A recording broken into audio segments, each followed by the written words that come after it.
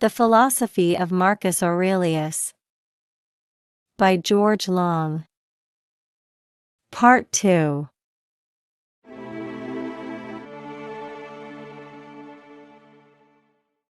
There is much in Antoninus that is hard to understand, and it might be said that he did not fully comprehend all that he wrote. Which would however be in no way remarkable, for it happens now that a man may write what neither he nor anybody can understand. Antoninus tells us to look at things and see what they are, resolving them into the material, the casual, and the relation, or the purpose, by which he seems to mean something in the nature of what we call effect, or end. The word cause is the difficulty. There is the same word in the Sanskrit.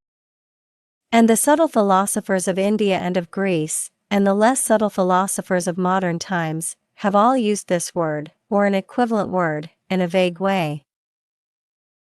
Yet the confusion sometimes may be in the inevitable ambiguity of language rather than in the mind of the writer, for I cannot think that some of the wisest of men did not know what they intended to say.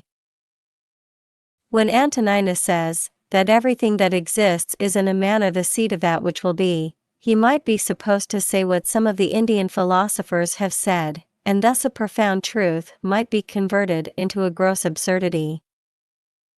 But he says, in a manner, and in a manner he said true. And in another manner, if you mistake his meaning, he said false.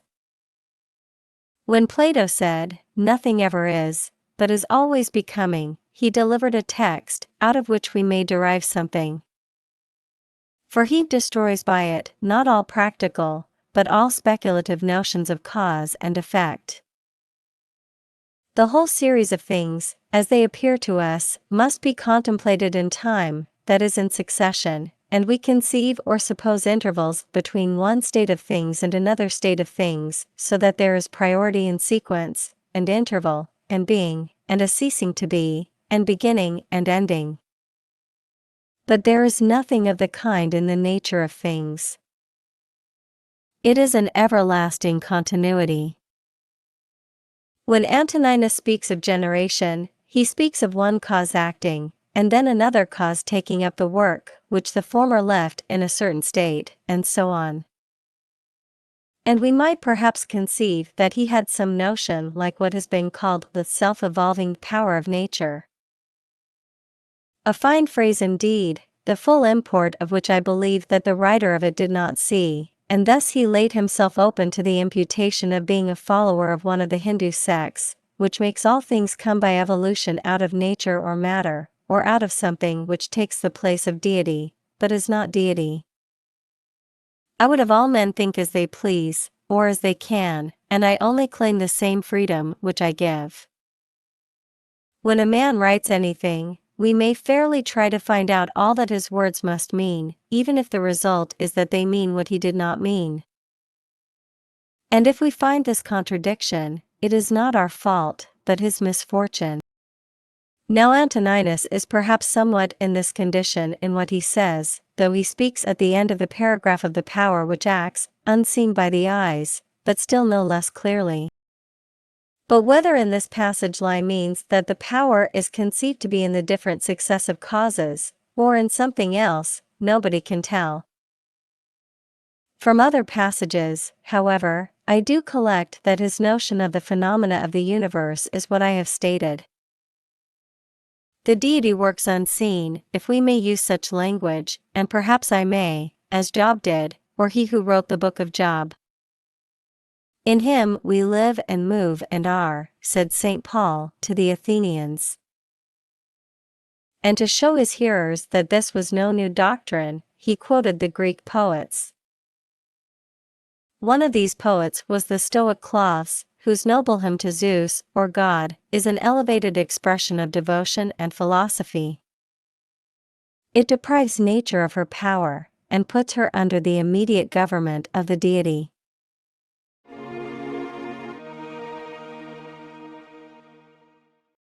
The all this heaven, which whirls around the earth, obeys, and willing follows where thou leadest. Without thee, God, nothing is done on earth, nor in the ethereal realms, nor in the sea, save what the wicked through their folly do.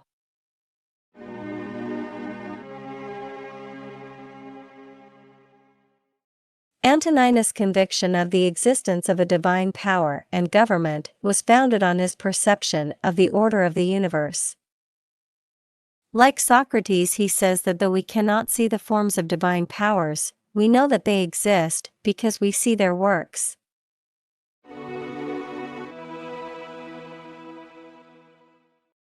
To those who ask, "Where hast thou seen the gods?" or "How dost thou comprehend that they exist and so worshippest them?" I answer, in the first place, that they may be seen even with the eyes. In the second place, neither have I seen my own soul, and yet I honor it. Thus then, with respect to the gods, from what I constantly experience of their power, from this I comprehend that they exist, and I venerate them. This is a very old argument, which has always had great weight with most people, and has appeared sufficient. It does not acquire the least additional strength by being developed in a learned treatise. It is as intelligible in its simple enunciation as it can be made. If it is rejected, there is no arguing with him who rejects it, and if it is worked out into innumerable particulars, the value of the evidence runs the risk of being buried under a mass of words.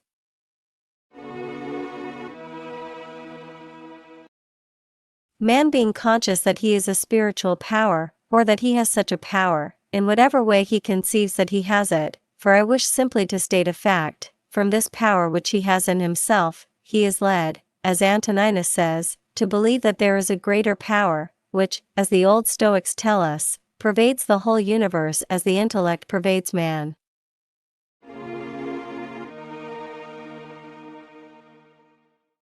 God exists then, but what do we know of his nature? Antoninus says that the soul of man is an efflux from the divinity. We have bodies like animals, but we have reason, intelligence, as the gods. Animals have life and what we call instincts or natural principles of action, but the rational animal man alone has a rational, intelligent soul.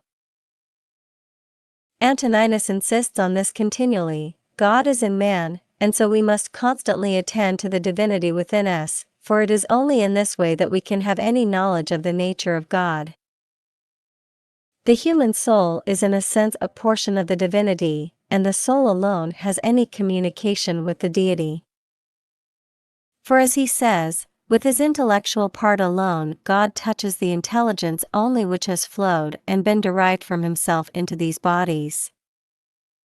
In fact, he says that which is hidden within a man is life, that is, the man himself.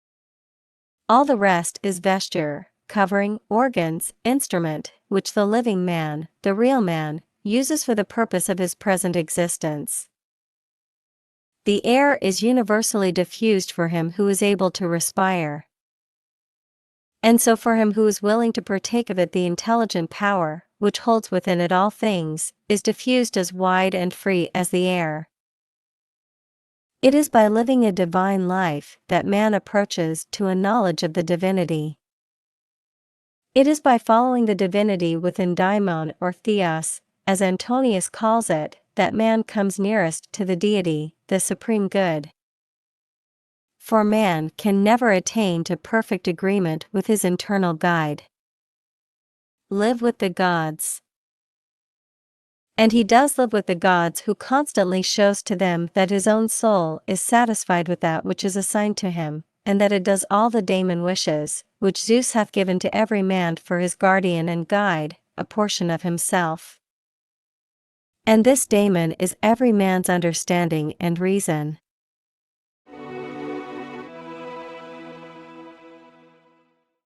There is in man, that is in the reason, the intelligence, a superior faculty which if it is exercised rules all the rest.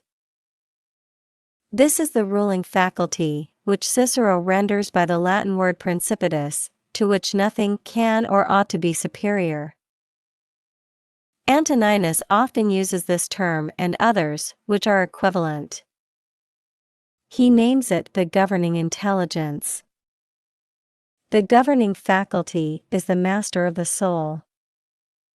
A man must reverence only his ruling faculty and the divinity within him.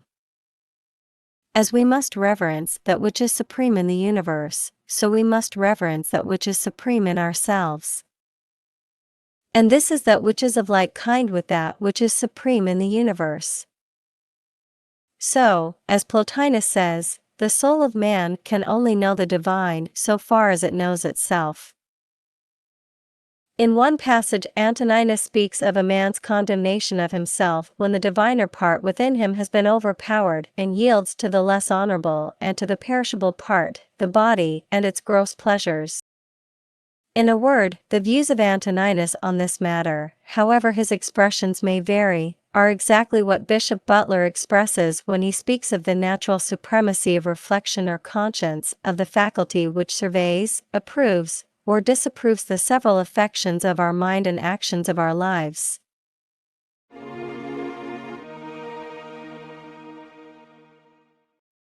Much matter might be collected from Antoninus on the notion of the universe being one animated being. But all that he says amounts to no more, as Schultz remarks, than this: the soul of man is most intimately united to his body, and together they make one animal, which we call man. So the deity is most intimately united to the world, or the material universe, and together they form one whole.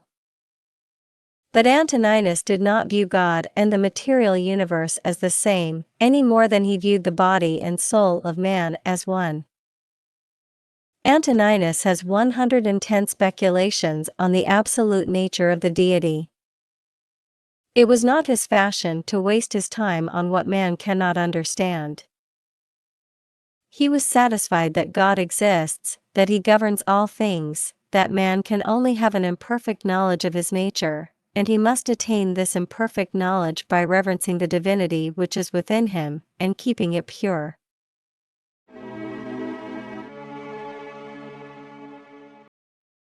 From all that has been said, it follows that the universe is administered by the providence of God, and that all things are wisely ordered. There are passages in which Antoninus expresses doubts, or states different possible theories of the constitution and government of the universe. But he always recurs to his fundamental principle, that if we admit the existence of a deity, we must also admit that he orders all things wisely and well. Epictetus says that we can discern the providence which rules the world, if we possess two things: the power of seeing all that happens with respect to each thing, and a grateful disposition.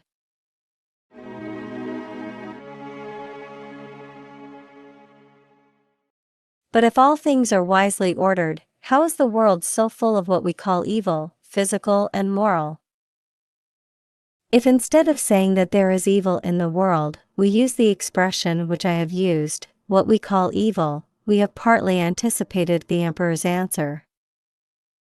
We see and feel and know imperfectly very few things in the few years that we live, and all the knowledge and all the experience of all the human race is positive ignorance of the whole, which is infinite. Now, as our reason teaches us that everything is in some way related to and connected with every other thing, all notion of evil as being in the universe of things is a contradiction. For if the whole comes from and is governed by an intelligent being, it is impossible to conceive anything in it which tends to the evil or destruction of the whole. Everything is in constant mutation, and yet the whole subsists. We might imagine the solar system resolved into its elemental parts, and yet the whole would still subsist ever young and perfect.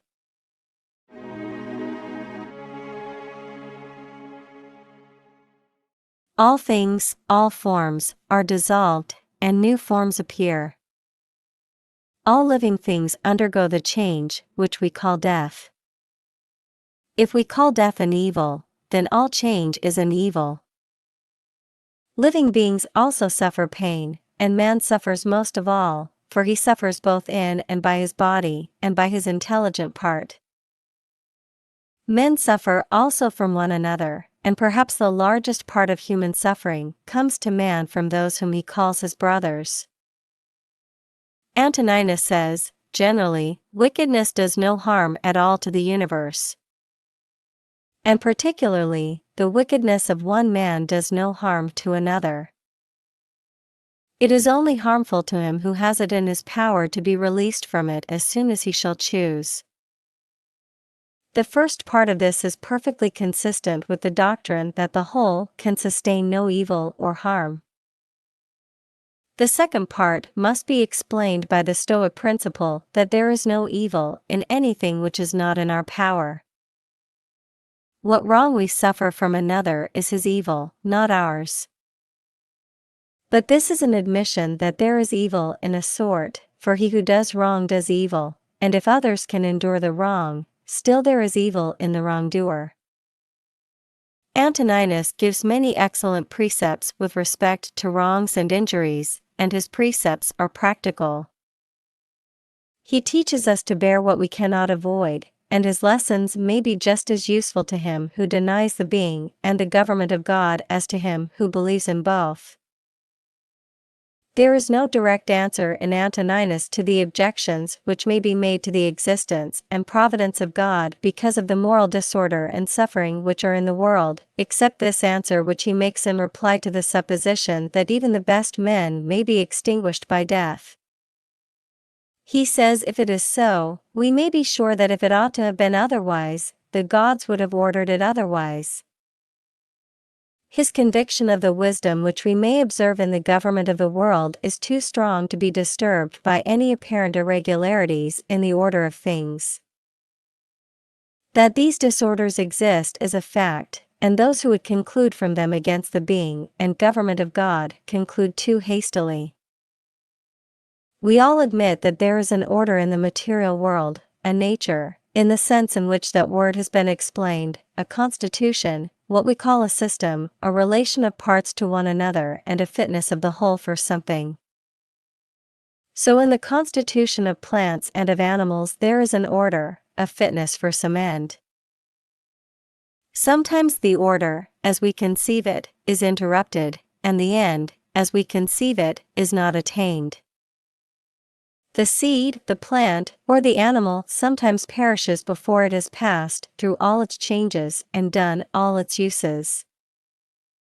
It is according to nature, that is a fixed order, for some to perish early and for others to do all their uses and leave successors to take their place. So man has a corporeal and intellectual and moral constitution fit for certain uses, and on the whole man performs these uses, dies, and leaves other men in his place.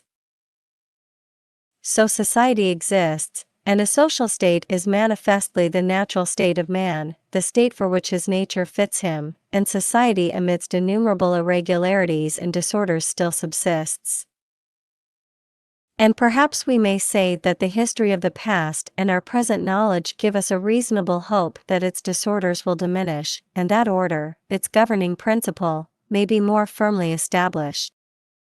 As order then, a fixed order, we may say, subject to deviations real or apparent, must be admitted to exist in the whole nature of things. That which we call disorder or evil, as it seems to us, does not in any way alter the fact of the general constitution of things having a nature or fixed order. Nobody will conclude from the existence of disorder that order is not the rule, for the existence of order both physical and moral is proved by daily experience and all past experience. We cannot conceive how the order of the universe is maintained, we cannot even conceive how our own life from day to day is continued, nor how we perform the simplest movements of the body, nor how we grow and think and act, though we know many of the conditions which are necessary for all these functions. Knowing nothing then of the unseen power which acts in ourselves except by what is done, we know nothing of the power which acts through what we call all time and all space. But seeing that there is a nature or fixed order in all things known to us, it is conformable to the nature of our minds to believe that this universal nature has a cause which operates continually, and that we are totally unable to speculate on the reason of any of those disorders or evils which we perceive. This I believe is the answer which may be collected from all that Antoninus has said.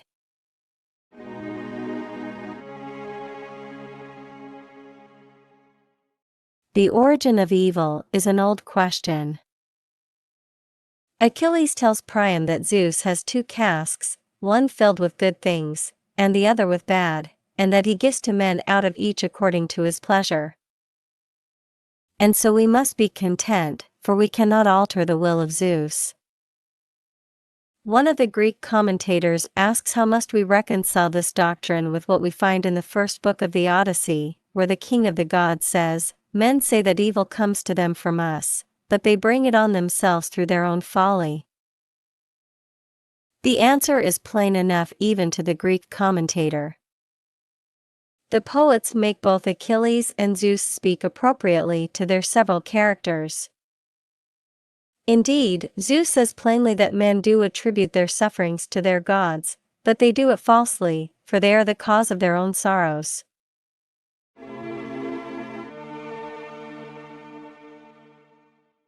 Epictetus in his Enchiridion makes short work of the question of evil. He says, as a mark is not set up for the purpose of missing it, so neither does the nature of evil exist in the universe. This will appear obscure enough to those who are not acquainted with Epictetus, but he always knows what he is talking about. We do not set up a mark in order to miss it, though we may miss it. God, whose existence Epictetus assumes, has not ordered all things so that his purpose shall fail. Whatever there may be of what we call evil, the nature of evil, as he expresses it, does not exist. That is, evil is not a part of the constitution or nature of things. If there were a principle of evil in the constitution of things, evil would no longer be evil, as Simplicius argues, but evil would be good. Simplicius has a long and curious discourse on this text of Epictetus, and it is amusing and instructive.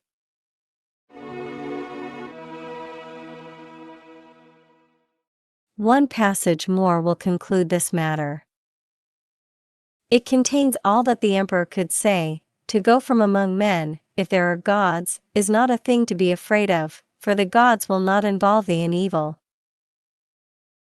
But if indeed they do not exist, or if they have no concern about human affairs, what is it to me to live in a universe devoid of gods or devoid of providence?